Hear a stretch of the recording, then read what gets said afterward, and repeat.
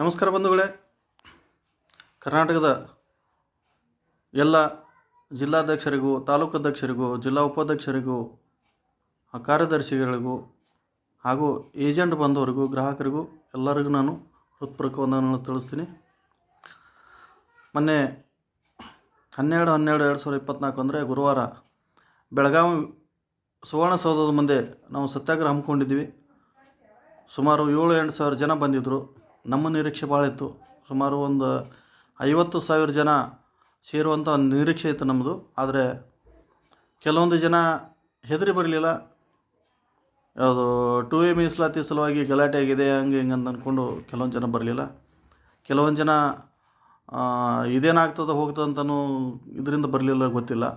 But ಎಲ್ಲ ಆಗ್ತಾಯಿದೆ, ಕೆಲಸ ಅಂತೂ ಆಗ್ತಾಯಿದೆ, ಪ್ರಯತ್ನ ನಡೀತಾನೆ ಇದೆ, ಪ್ರಯತ್ನ ಬಿಟ್ಟಿಲ್ಲ. ಸತತ 2 ವರ್ಷ ನಾವು ಪ್ರಯತ್ನ ಮಾಡೋದ್ರಿಂದ ಇವತ್ತಿನ ದಿವಸ CM ತಾವಾಗೆ ಖುದ್ದಾಗಿ ಅದನ್ನು ವಿಚಾರ ಮಾಡುವಂಥ ಪರಿಸ್ಥಿತಿಗೆ ಬಂದಿದೆ. ಮೊನ್ನೆ ಆದರೂ ಕೂಡ ನಾವು ಬೆಳಗಾವಿಯಲ್ಲಿ ಅವತ್ತು ಪ್ರತಿಭಟನೆ ಇಟ್ಕೊಂಡಾಗ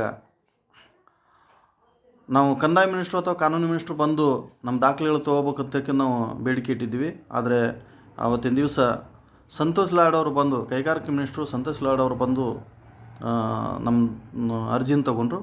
ಯಾಕಂದರೆ ಸಿಸ್ಟಮ್ ಈ ಸಲ ಹಾಗೆ ಮಾಡಿದ್ದಾರೆ. ಯಾವುದೇ ಒಂದು ಪ್ರತಿಭಟನೆ ಇದ್ದರೂ ಒಬ್ಬ ಮಿನಿಸ್ಟ್ರನ್ನ ಒಪ್ಪಿಸ್ತಾರೆ, ಒಬ್ಬರೇ ಬಂದು ಅವರ ಅರ್ಜಿಗಳನ್ನ ತೊಗೋಬೇಕು. ಮುಂದೆ ಅವ್ರು ಸಂಬಂಧಪಟ್ಟವ್ರಿಗೆ ಅದು ವಿಲೇವಾರಿ ಮಾಡಬೇಕಂತ ಕಾನೂನು ರೂಲ್ಸ್ ಮಾಡ್ಕೊಂಡಿದ್ದಾರೆ ಅವರು ಸದನದಲ್ಲಿ. ಅದರಿಂದ ಅವರು ಒಬ್ಬರು ಬಂದು ಎಲ್ಲ ಕಡೆಯೂ ಅವರೇ ಭೇಟಿಯಾಗಿದ್ದಾರೆ. ಸೊ ನಾನು ಸಾಯಂಕಾಲ ಬಂದು ಭೇಟಿಯಾಗುವಂತಕ್ಕಿಂತ ಹೇಳಿದರು ಸಂತೋಷ್ ಲಾಡ್ ಸಾಹೇಬರು.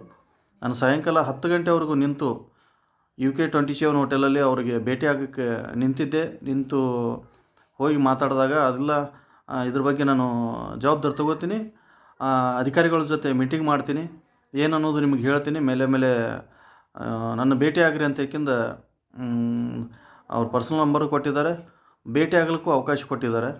ಸೊ ಒಳ್ಳೆಯ ವಿಚಾರನೇ, ಮಂತ್ರಿಗಳು ಸ್ವಲ್ಪ ಮೈ ಮೇಲೆ ತೊಗೊಂಡಿದ್ದಾರೆ. ಆದರೆ ಒಂದು ವಿಚಾರ ನಿಮಗೆ ಕ್ಲಿಯರಾಗಿ ಹೇಳ್ತೀನಿ ಬಂಧುಗಳೇ, ಯಾವುದೇ ಮಂತ್ರಿಗಳಾಗಲಿ ರಾಜಕಾರಣಿ ಆಗಲಿ ಆಶ್ವಾಸನೆ ಕೊಟ್ಟಂಗೆ ಯಾವ ಕೆಲಸನೂ ಆಗ್ತಿರಂಗಿಲ್ಲ. ನಮ್ಮ ಪ್ರಯತ್ನ ಸತತ ಬೇಕು. ಯಾಕಂತಂದರೆ ಸ್ವಲ್ಪ ರಿಮೈಂಡ್ ಮಾಡಿಕೊಡ್ರಿ. ನಿಮಗೆ ಸ್ವಲ್ಪ ಹಿಂದಿನಿಂದ ಸ್ವಲ್ಪದ್ರಲ್ಲಿ ಹೇಳ್ತೀನಿ, ಯಾಕಂದರೆ ವಿಡಿಯೋ ಜಾಸ್ತಿ ಆಗಿ ಮಾಡೋಕ್ಕಾಗಲ್ಲ. ನಾವು ಸ್ಟಾರ್ಟ್ ಮಾಡಿದ್ದು ಜಿಲ್ಲಾಧಿಕಾರಿ ಆಫೀಸಲ್ಲಿ ಮನವಿ ಕೊಡೋದು. ಜಿಲ್ಲಾಧಿಕಾರಿ ಆಫೀಸಲ್ಲಿ ಮನವಿ ಕೊಟ್ವಿ, ವಿಧಾನಸೌಧದಲ್ಲಿ ಮನವಿ ಕೊಟ್ವಿ, ನಂತರ ಬೆಂಗಳೂರಲ್ಲಿ ಫ್ರೀಡಮ್ ಪಾರ್ಕಲ್ಲಿ ಪ್ರೊಟೆಸ್ಟ್ ಮಾಡಿದ್ವಿ, ನಂತರ ಜಿಲ್ಲಾಧಿಕಾರಿ ಆಫೀಸಲ್ಲಿ ದಾಖಲೆ ತೊಗೋಬೇಕಂತ ಆರ್ಡ್ರ್ ತಂದು ಎಲ್ಲ ಜಿಲ್ಲಾಧಿಕಾರಿ ಆಫೀಸಲ್ಲಿ ನಾವು ದಾಖಲೆಗಳು ಕೊಟ್ವಿ.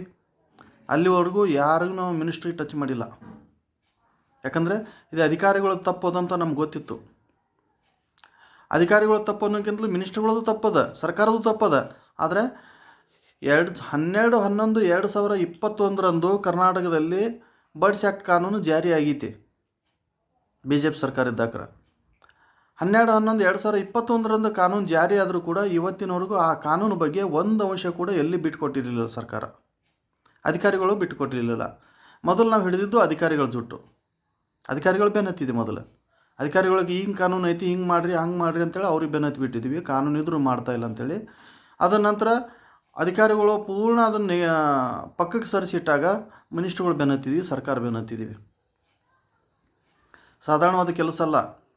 ಯಾಕಂತಂದರೆ 10 ವರ್ಷದಿಂದ ಪೆಂಡಿಂಗ್ ಇರುವಂಥ ಕೆಲಸ ಇವತ್ತಿನವರೆಗೂ ನಿಜವಾಗಲೂ ಏನು ನಡೀತದೆ ಸರ್ಕಾರದಲ್ಲಿ ಅಂತಂದರೆ, ಅಧಿಕಾರಿಗಳು ಇವತ್ತು ಜಿಲ್ಲಾಧಿಕಾರಿ ಆಗಿರ್ಬೋದು, ವಿಧಾನಸೌಧದಲ್ಲಿ ಕೂತಿರುವಂಥ ಅಧಿಕಾರಿಗಳಾಗಿರ್ಬೋದು, ಅವರೆಲ್ಲರೂ ನಮ್ಮ ಮಂತ್ರಿಗಳಿಗೆ ತಲೆಯಲ್ಲಿ ಏನು ತುಂಬ್ತಿದ್ದಾರೆ ಅಂತಂದರೆ, ಸರ್ ಕಂಪ್ನಿ ಆಸ್ತಿ ಎಲ್ಲ ಕಡಿಮೆ ಐತಿ, ಜನಸಂಖ್ಯೆನೇ ಜಾಸ್ತಿ ಅದ, ಅಮೌಂಟ್ ತುಂಬಿದ್ದು ಜಾಸ್ತಿ ಅದ, ಹೀಗಾಗಿ ಇದು ಕೊಡೋದು ಕಷ್ಟ ಅಂತ ಹೇಳ್ಕೊಂಡು ತಲೆಯಲ್ಲಿ ತುಂಬ್ತಾ ಇದ್ದಾರೆ. ಅವರಿಗೆ ಆಸ್ತಿ ಎಷ್ಟೈತೆ ಅನ್ನೋದು ಗೊತ್ತಿಲ್ಲ, ಗ್ರಾಹಕರು ಎಷ್ಟಾದ್ರೂ ಗೊತ್ತಿಲ್ಲ. ಇದು ಕೆಲಸ ಅವ್ರಿಗೆ ಆಗ್ತದೆ ಅನ್ನೋ ಉದ್ದೇಶದಿಂದ ಸರ್ಕಾರಿ ಅಧಿಕಾರಿಗಳು ಮಿನಿಸ್ಟ್ರುಗಳಿಗೆ ಇದು ತಲೆಯಲ್ಲಿ ತುಂಬ್ತಾ ಇದ್ದಾರೆ. ಮಿನಿಸ್ಟ್ರುಗಳಿಗೆ ಏನೂ ಗೊತ್ತಿಲ್ಲ. ಯಾಕಂದರೆ ಮೂಲನ ಸ್ಟಾರ್ಟ್ ಮಾಡಿದ್ದೇವೆ, ಎಲ್ಲಿ ಮಾಡಿದ್ದೀವಿ ಅದು ನೀವು ಅರ್ಥ ಮಾಡ್ಕೊಡ್ರಿ. ಅಧಿಕಾರಿಗಳಿಂದನೇ ಸ್ಟಾರ್ಟ್ ಮಾಡಿದ್ದೀವಿ. ಯಾಕಂತಂದರೆ ತಪ್ಪಿರೋದು ಅಧಿಕಾರಿಗಳಂತ ತಿಳಿತೇಳಿ. ಇಲ್ಲಿ ನಾವು ಭ್ರಷ್ಟ ಅಧಿಕಾರದಿಂದನೇ ನಮ್ಮ ಕೆಲಸಗಳು ಡಿಲೇ ಆಗ್ತಾಯಿದ್ದಾವೆ. ಸರ್ಕಾರದ ನನ್ನ ತಪ್ಪನಲ್ಲ. ಸರ್ಕಾರ ಈಗ ನಮ್ಮ ಮಂತ್ರಿಗಳು ಯಾರು IAS ಮಾಡಿದವ್ರು ಇರಲ್ಲ. ಎಲ್ಲರೂ ತಮ್ಮ ಶಿಕ್ಷಣ ಎಷ್ಟಾಗಿರ್ತದೆ ಅದು ನಾವು ಅನ್ನಕ್ಕೆ ಬರೋಂಗಿಲ್ಲ. ಆದರೂ ಸತ್ಯಕ್ಕೆ ಅವರೊಂದು ರಾಜಕೀಯ ಲೆವೆಲಲ್ಲಿ ಹೋಗ್ತಿರ್ತಾರೆ.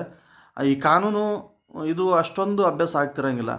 ಅಂಥದ್ರಲ್ಲಿ ಈ ನಾವು ಏನು ಮಾಡ್ತಿದ್ದೀವೋ ಇಂಥದ್ದು ಒಂದು ಕೆಲಸದಲ್ಲಿ ಭಾಗಿಯಾಗಿ ನಾವು ನೊಂದಿದ್ದೀವೋ, ಮೋಸ ಹೋಗಿದ್ದೀವೋ ಇದ್ರ ಬಗ್ಗೆ ಗಮನಕ್ಕೆ ತರಬೇಕಂದ್ರೆ ನಾವು ಅಧಿಕಾರಿಗಳ ಮುಖಾಂತರ ಎಲ್ಲ ಆಫೀಸಲ್ಲಿ ಗಮನಕ್ಕೆ ತಂದಿದ್ದೀವಿ. ಆಫೀಸಲ್ಲಿ ಕಾಗದ ರೂಪದಲ್ಲಿ ಎಲ್ಲ ಕೆಲಸ ಆಗ್ತದೆ, ಒಟ್ಟು ಯಾರಿಗೆ ದುಡ್ಡು ಬರ್ತಾಯಿಲ್ಲ. ಇವತ್ತು ಮಂತ್ರಿಗಳು ಬೇನ್ ಹತ್ತಿದ್ರೆ ನೀವು ಅದನ್ನ ಯಾಕೆ ಮಾಡಿದ್ರಿ, ಇದನ್ನ ಯಾಕೆ ಮಾಡಿದ್ರಿ ಅಂತಾರೆ. ಆ ಕಾನೂನೇ ಅವ್ರಿಗೆ ಗೊತ್ತಿಲ್ಲ. ಮಾಡಿದ್ರೆ ಏನು ಮಾಡಬೇಕು ಅನ್ನೋಂಥ ಕಾನೂನು ಅವ್ರಿಗೆ ಗೊತ್ತಿಲ್ಲ. ಅವ್ರಿಗೆ ತಪ್ಪಂತ ಅನ್ನಲ್ಲ ನಾನು, ಯಾಕಂದರೆ ಪೂರ್ತಿ ಅದ್ರ ಬಗ್ಗೆ ತಿಳುವಳಿಕೆ ಅವ್ರಿಗೆ ಸಿಗುವವರೆಗೂ ಇದು ಡಿಲೇ ಆಗ್ತದೆ. ಇದು ಪೂರ್ತಿ ಅವ್ರಿಗೆ ತಿಳುವಳಿಕೆ ಸಿಗೋದು ಯಾವಾಗ ಅಂತಂದರೆ ನಾವು ಒಂದು ಕಾಲಕ್ಕೆ ಒಂದೇ ಟೈಮಲ್ಲಿ ಲಕ್ಷಾಂತರ ಜನ ಸೇರಿದಾಗ ಎಲ್ಲ ಮಂತ್ರಿಗಳಿಗೆ ಗೊತ್ತಾಗ್ತದೆ, ಮಂತ್ರಿಮಂಡಲಕ್ಕೆ ಗೊತ್ತಾಗ್ತದೆ, ರಾಜ್ಯ ಸರ್ಕಾರಕ್ಕೆ ಗೊತ್ತಾಗ್ತದೆ, ಕೇಂದ್ರ ಸರ್ಕಾರಕ್ಕೆ ಗೊತ್ತಾಗ್ತದೆ. ಯಾಕಂತಂದ್ರೆ ಈ ನಮ್ಮ ಮಂತ್ರಿಮಂಡಲ ಅನ್ರಿ, ರಾಜಕೀಯ ವ್ಯಕ್ತಿಗಳನ್ರಿ ಎಲ್ಲರೂ ಒಂದು ಓಟಿನ ಡಿಮ್ಯಾಂಡ್ ಮ್ಯಾಗ ಇರ್ತಾರೆ, ಆ ಡಿಫೆಂಡ್ ಮ್ಯಾಗ ಇರ್ತಾರೆ. ಅವರಿಗೆ ಜನಸಂಖ್ಯೆ ಎಲ್ಲಿ ಜಾಸ್ತಿ ಆಗ್ತದೆ ಅದ್ರ ಕಡೆ ಲಕ್ಷ್ಯ ಕೊಡ್ತಾರೆ. ಒಂದಂತ ತಿಳ್ಕೊಡ್ರಿ, ಇವತ್ತಿನ ದಿವಸ ನಮಗೆ 10 ವರ್ಷ ಆಯಿತು ನಮಗೆ ಮೀಡಿಯಾ ಸಹಕಾರ ಇಲ್ಲ.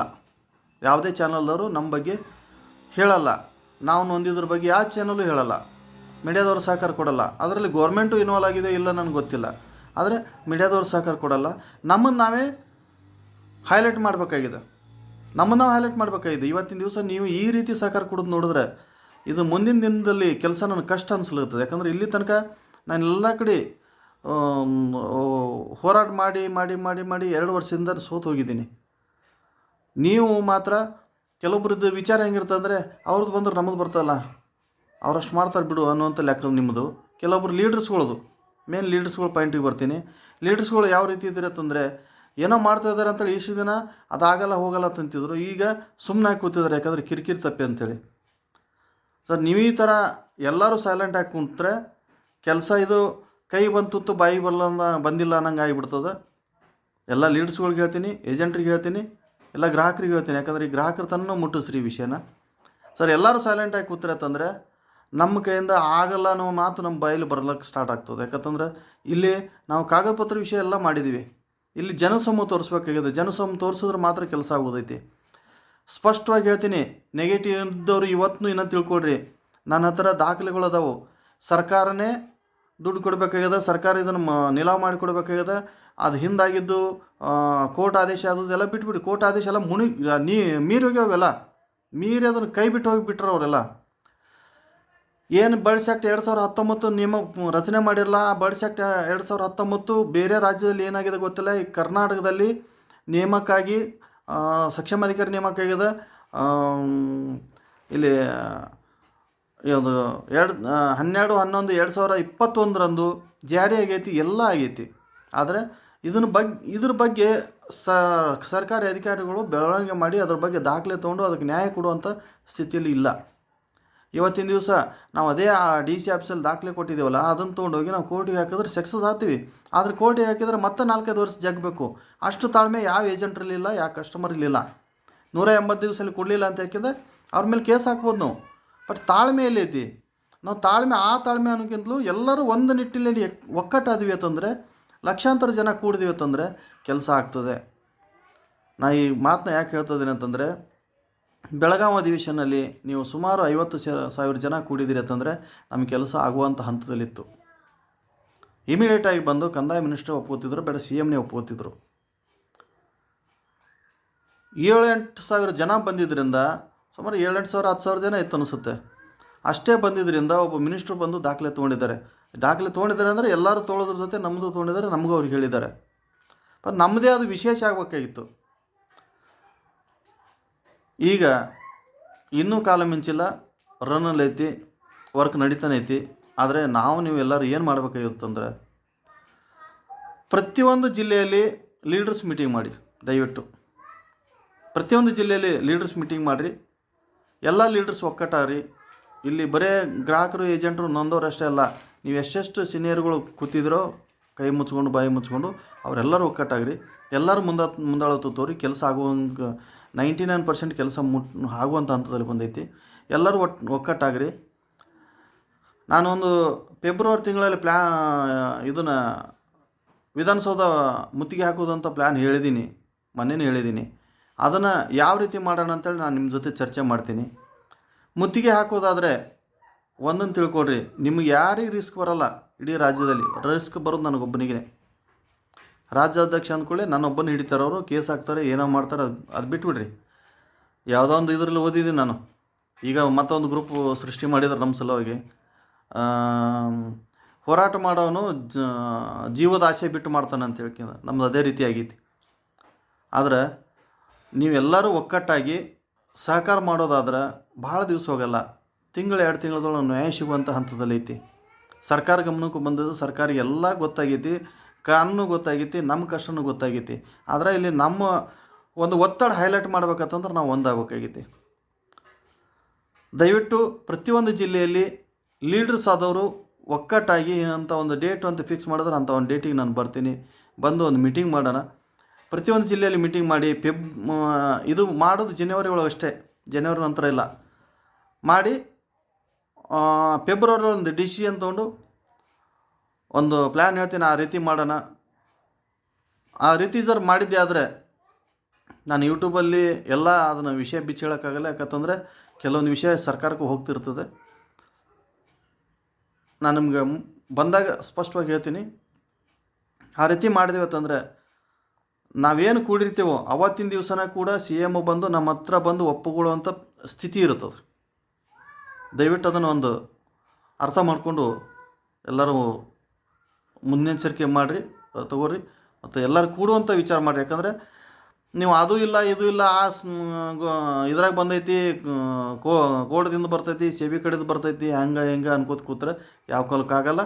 ಇನ್ನೊಂದು ಅವ್ರದ್ದು ಬರ್ತದೆ, ಇವ್ರದ್ದು ಬರ್ತದೆ, ಅವ್ರು ಹೆಂಗೆ ಮಾಡಗತ್ತಾರ, ಅವ್ರು ಬಂದಾಗ ಬರ್ತದೆ ಅಂತಂದ್ರೆ ಆಗಲ್ಲ, ಕೆಲಸನೇ ಆಗಲ್ಲ, ಫೇಲ್ ಆಗ್ತದೆ. ಸಹಕಾರ ಕೊಡಲಿ ಅಂದ್ರೆ ಫೇಲ್ ಆಗ್ತದೆ, ಇದು ಅಂತೂ ಗ್ಯಾರಂಟಿ. ಸಹಕಾರ ಕೊಡೋಕೆ ಎಲ್ಲರೂ ರೆಡಿ ಆಗ್ರಿ.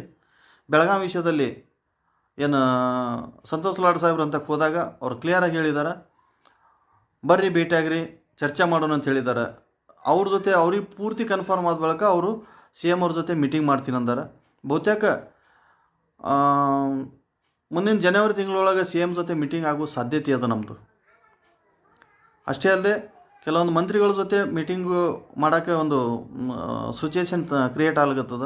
ನೋಡೋಣ ಏನಾಗುತ್ತೆ ಅಂಥೇಳಿ. ಪೂರ್ಣ ನ್ಯಾಯ ನಮ್ಮ ಪರ ಆಗೈತಿ, ಮಾಡ್ಲಾಕತ್ತೀವಿ, ಟೈಮ್ನು ನಮ್ಮ ಪರ ಆಗೈತಿ, ಕೆಲಸ ಆಗ್ಲತ್ತದ. ದಯವಿಟ್ಟು ಎಲ್ಲರೂ ಸಹಕಾರ ಮಾಡಬೇಕು. ಮತ್ತು ಕೆಲವೊಂದು ಜಿಲ್ಲೆಯವರು ಆರ್ಥಿಕ ರೂಪದಲ್ಲಿ ಯಾರೂ ಕೆಲವೊಂದು ಜಿಲ್ಲೆಯವರು ಸಹಕಾರ ಮಾಡ್ತಾಯಿಲ್ಲ. ಸುಮಾರು ಒಂದು 8-10 ಜಿಲ್ಲೆಯವರು ಸಹಕಾರ ಮಾಡ್ತಾಯಿಲ್ಲ. ದಯವಿಟ್ಟು ನಿಮ್ಮ ತಿಳಿದು ನೀವು ಯಾವ ರೀತಿ ಸಹಕಾರ ಮಾಡ್ಬೇಕಂತ ನಿಮಗೆ ನೀವೇ ಅರ್ಥ ಮಾಡ್ಕೊಡ್ರಿ. ಇಲ್ಲಿ ಸಿಚುಯೇಷನ್ ಬಹಳ ಕ್ರಿಟಿಕಲ್ ಆಗುತ್ತದೆ. ಎಲ್ಲರೂ ಒಕ್ಕಟ್ಟಾಗಿ ಒಂದು ನಿರ್ಣಯ ತೊಗೊಳಕ್ಕೆ ಮುಂದಾಗ್ರಿ. ಮತ್ತೆ ನಿಮಗೆ ವಿಷಯಗಳನ್ನ ಕೊಡ್ತೀನಿ. ನಮಸ್ಕಾರ.